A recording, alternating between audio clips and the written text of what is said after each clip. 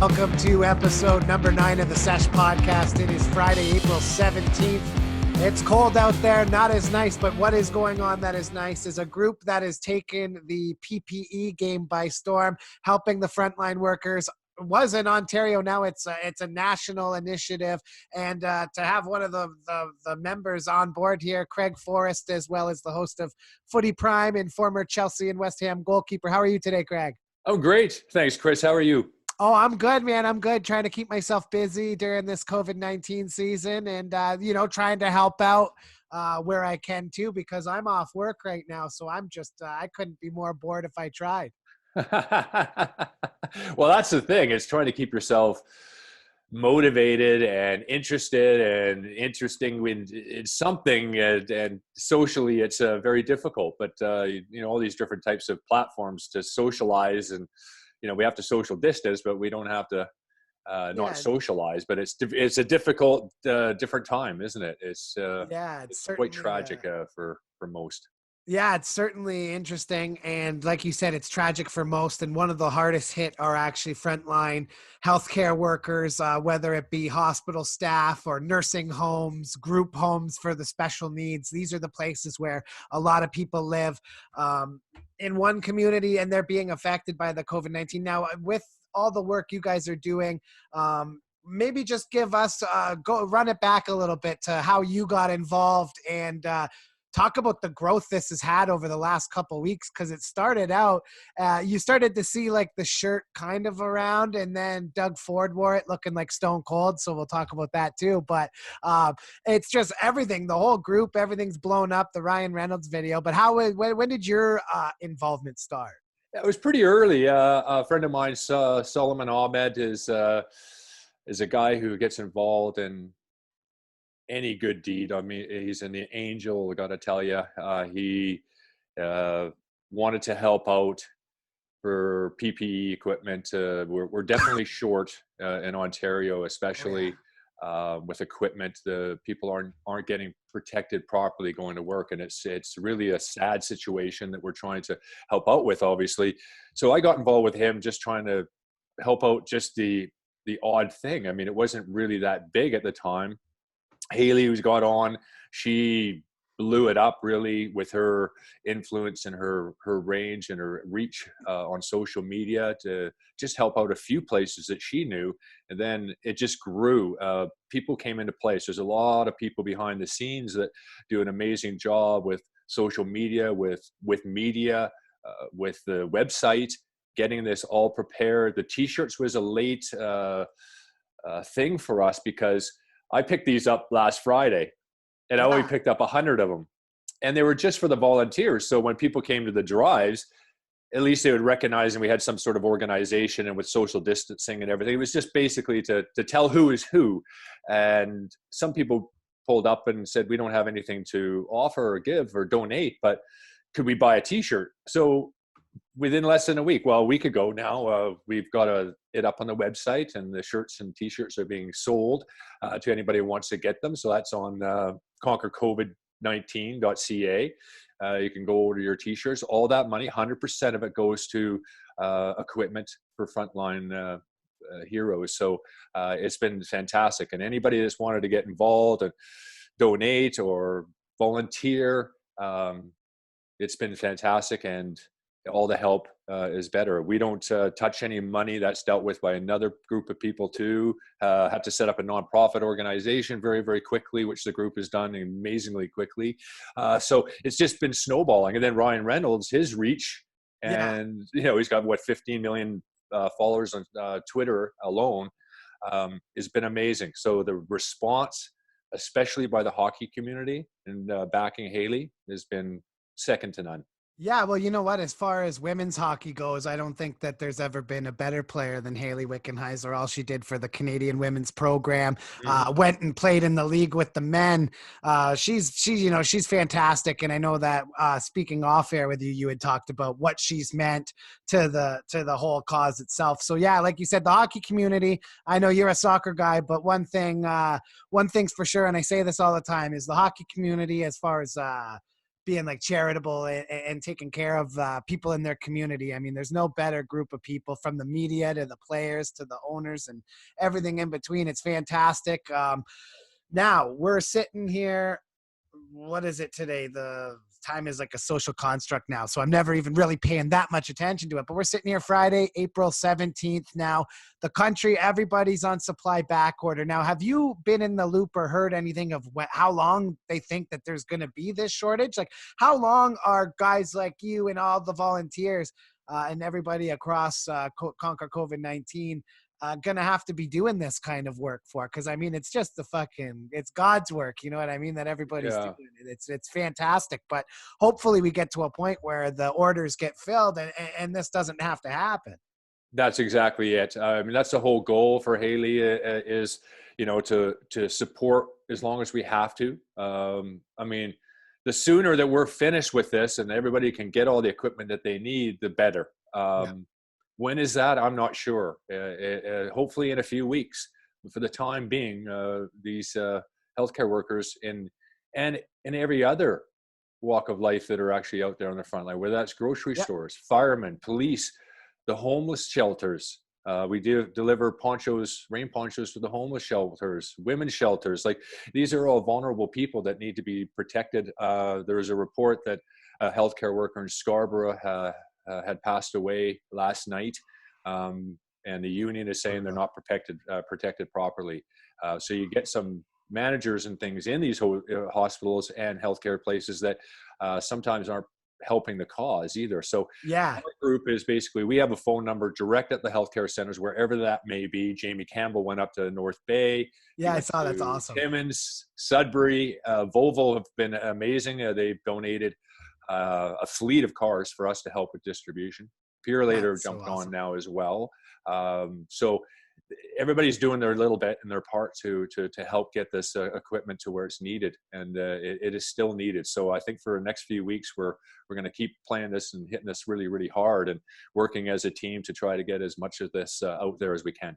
Yeah, and I mean, right now, I started a little thing here in Niagara, and then we're going to talk about that a little more. But we raised some money, and same thing, trying to get PPE gear on the front line. So what we were doing was contacting businesses in the region here, encouraging them to donate. But not everybody is everyone thinks, oh, you own a construction company and car contractor, but some of these guys are, they got to pay a crew. This is just their livelihood. They can't really afford to just donate it. So we raised some money.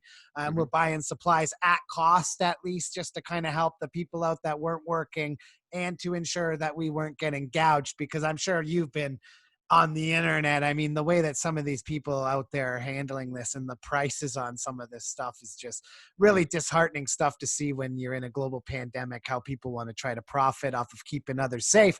But Yeah. another thing you brought up too is I've had people now, since we did that, come to me from these homes, and you said managers for whatever reason. Yeah, man, a lot of these people are working from home. These care directors, long-term care directors. We had a home here in Niagara. I'm not going to say their name because I don't want to start anything, but a couple of their staff reached out to me, said they were like worried that they were going to run low. Supply shelves and the carts were kind of looking a little bare. We're worried. Ended up contacting you, talking to you about it. And when they filled out their request, the supervisor, when the main manager, who's not even working, who is working from home, caught wind of it, for some reason, she was like, no, I ordered enough stuff. We'll be fine till it gets here.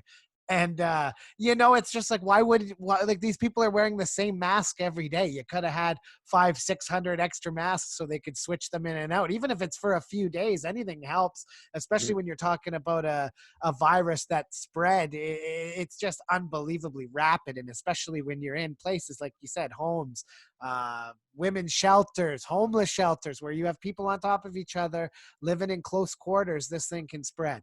Yeah, it's incredibly unfair and a really sad Absolutely. situation, and it's happening all over the I'm place, sure. and I it's was just going still to say, are you happening. guys seeing and hearing like that a lot from Oh yeah. people kind of reaching out to you guys? Because, yeah, I mean, hey, if anybody's watching this, and I'm sure there will be people watching this because of the cause and with you jumping in and everything, but, if you're a care director or a manager, like the Conquer COVID-19, these supplies have been donated from everybody. It's a non-for-profit. I've talked to a couple people where they almost seem unsure like you're like offering to help them and they're unsure about it. It's like, have we gone that far as a people, man? Like this is 100%. You don't have to do anything but fill out the form, and you guys are going to try to get supplies to the frontline staff. I mean, it couldn't be any greater of a cause. And like you said, I know it's not everybody, but I've even encountered it in our little fundraiser pitch here where, yeah, some of these managers just can't seem to get out of the way. Now, speaking of managers, Craig,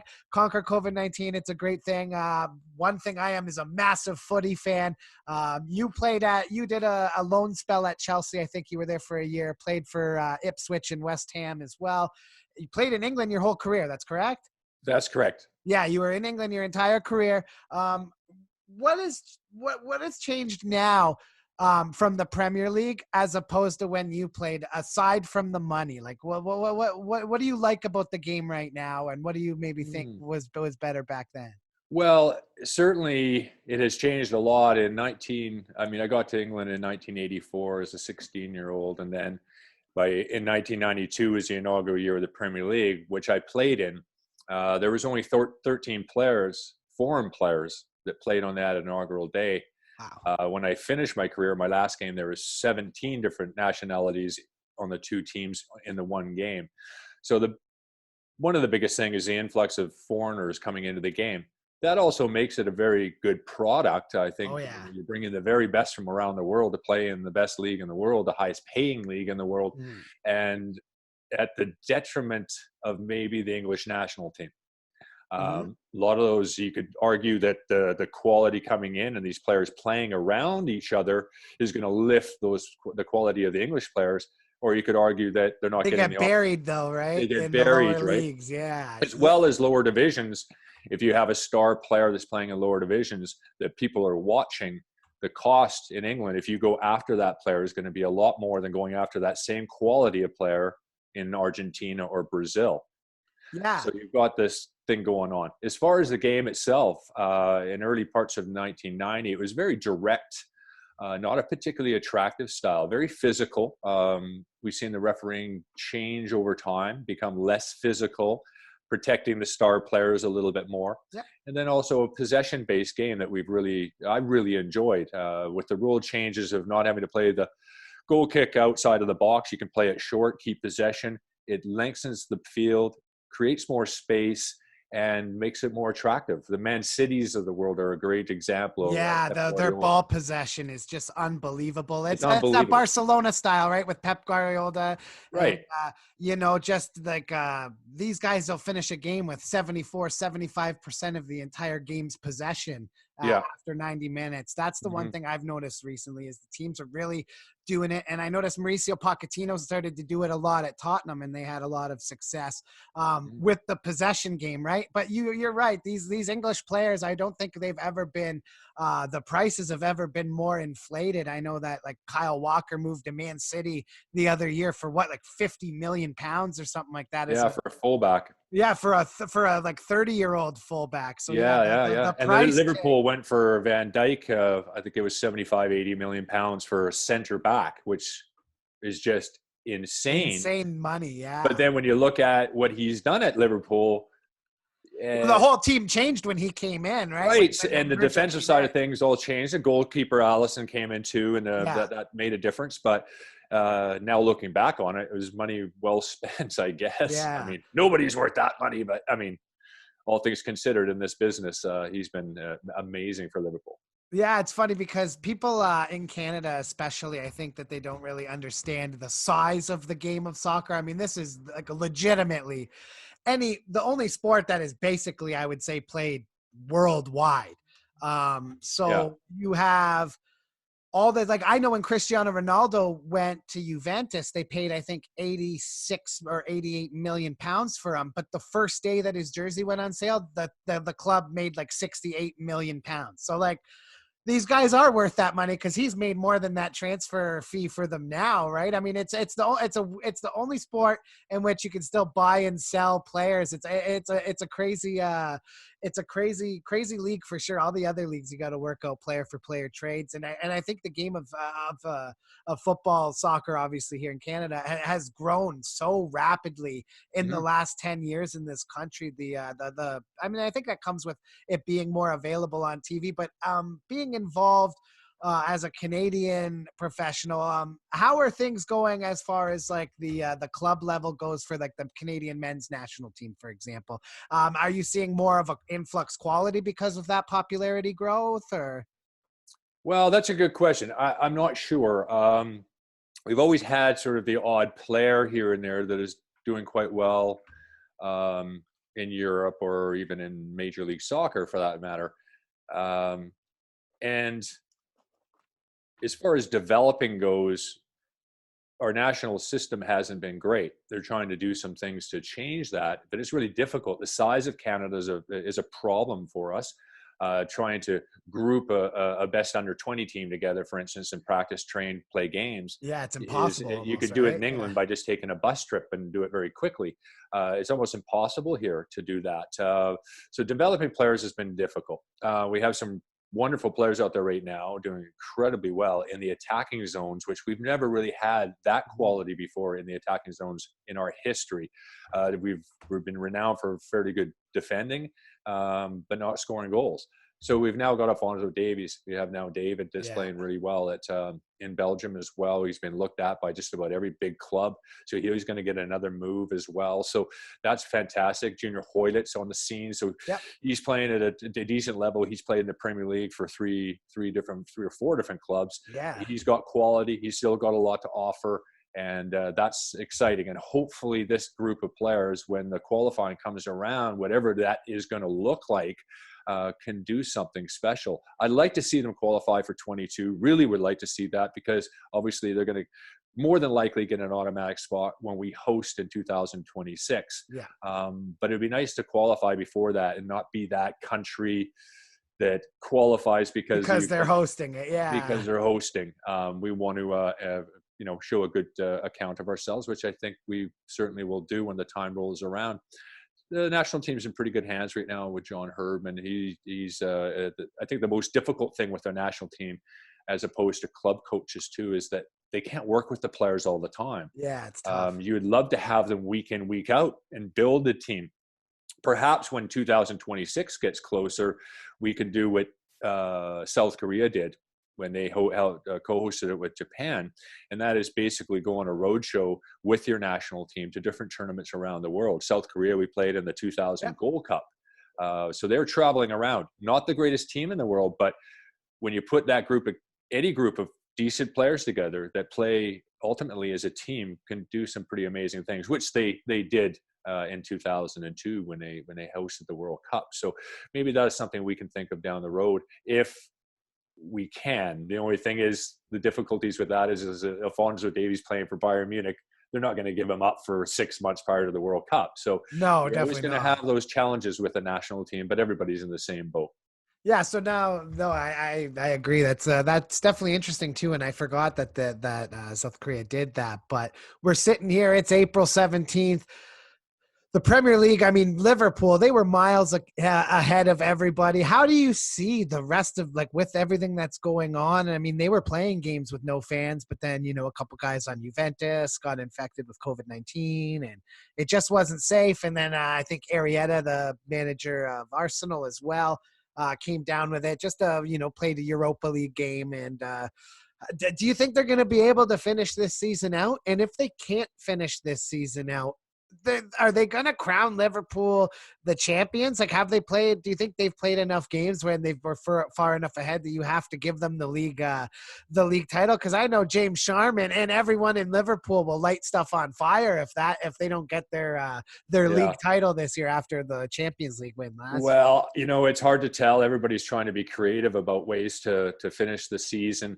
But there's other things to worry about as well, because it's not just the regular seasons in Europe for all the different domestic leagues. It's also the European competitions, the Yeah, Europa League, the Champions League. How do you fit that in? And then you have Euro in the summer. yeah, These all used to just sort of seamlessly roll into each other. Well, now they're not, and I'm not sure what they're going to do.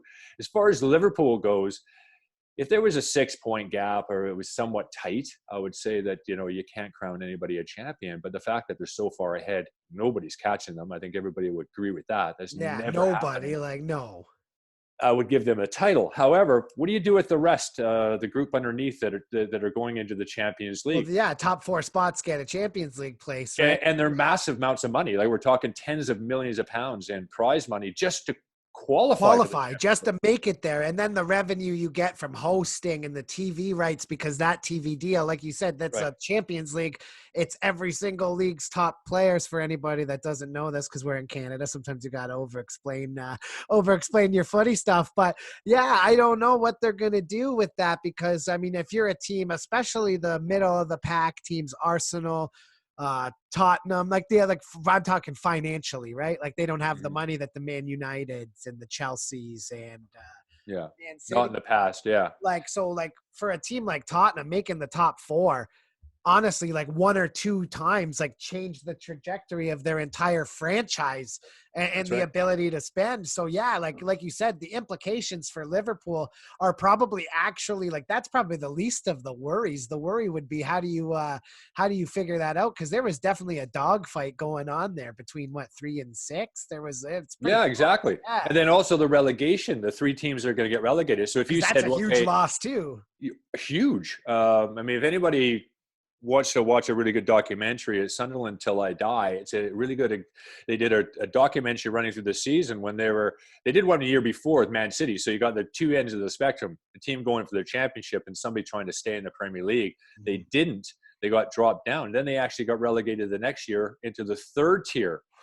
So big club with 40, 50,000 seat stadium, trying to deal with it. The money, the TV money, basically Dries up, it disappears. disappears. Yeah, there's Yeah, nothing once you you get drop. a parachute payment for a couple of years to ease your pain, but it's still not enough to really keep the club running at the same level as when you're at the Premier League, really, getting hundreds of millions of pounds in TV. Yeah, no. So like, they're gonna have to, just like the NHL, the hockey league. They're 70 games in.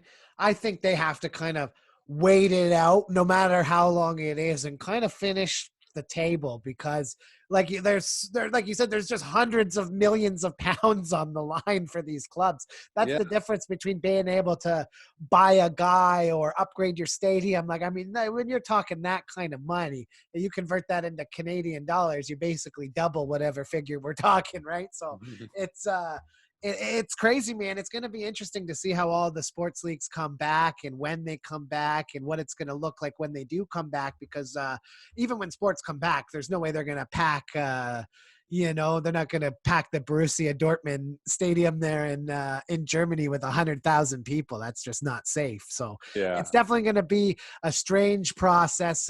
Craig, I thank you very much for dropping by the Sesh, man. Thanks for all you guys do with the Conquer COVID-19. I saw Ryan Reynolds a little bit saying they were pretty bland and hating on the design, coming after your graphic design in there. I think they look really cool, man. Before we go, though, I know like Doug Ford has been helping out and everything. Did everyone on the staff or people that you talk about, were people able to see the Stone Cold Steve Austin Doug Ford video? And what were the thoughts on that? I mean, that's like the Austin 316 shirts. I think they're awesome. Yeah, well, you kind of played them. I mean, they are, like I said before, when we picked these up, they were just simply for the volunteers. And our group isn't exactly the fashion gurus. We're just trying to get shirts out there, simple. So you can tell, yeah. And now they're end up being sold. So yeah, they come in one color, and you can get something written on the back of them, whatever you like. Go to conquer covid19.ca. And if you have any inquiries for, healthcare centers as well, fill out an intake order and we'll go down there and the group will try to facilitate that as quickly as possible and get it out.